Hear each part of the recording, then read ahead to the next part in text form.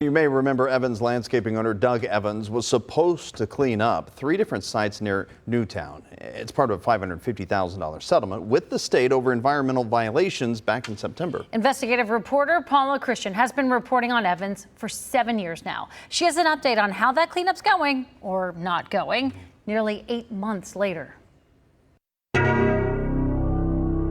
We're done playing games, and if the long arm of the law needs to come down harder on this guy, it will. That's what Ohio Attorney General Dave Yost told the I-Team last October after he reached a settlement with Doug Evans, promising cleanup at 3 sites in Anderson Township and Newtown. Yost sued Evans at the request of the Ohio EPA and Hamilton County Health Department. I decided to check on how that cleanup is going.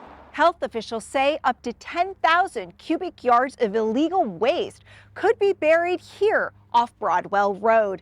That's 4,000 loads of a pickup truck and up to 6 months of work.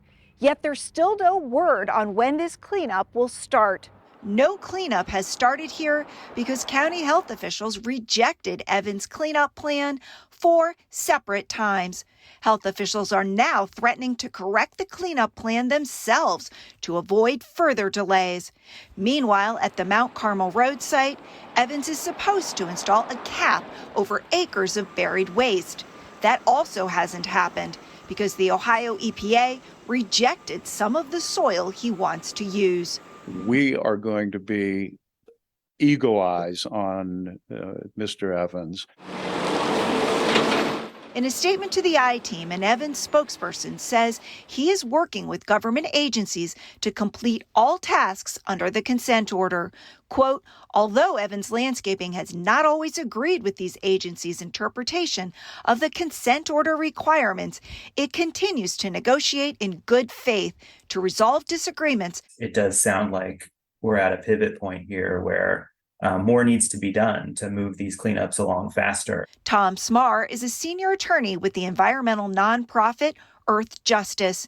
He reviewed documents related to the Evans cleanup, including groundwater testing results from the Round Bottom Road site from January. As part of the settlement, Evans installed 2 new wells, which showed higher than historic levels of ammonia, sulfate, chloride, and other toxins. One well also showed levels of arsenic that exceeded maximum contaminant levels, according to reports that Evans consultants submitted to health agencies. Whenever you have a pollutant like arsenic that's a serious threat to human health that's showing up in levels that are significant, then there's reason to be concerned. A spokesperson for the Ohio EPA says residents who are on the public drinking water system in that area can, quote, take confidence that it meets safe drinking water standards.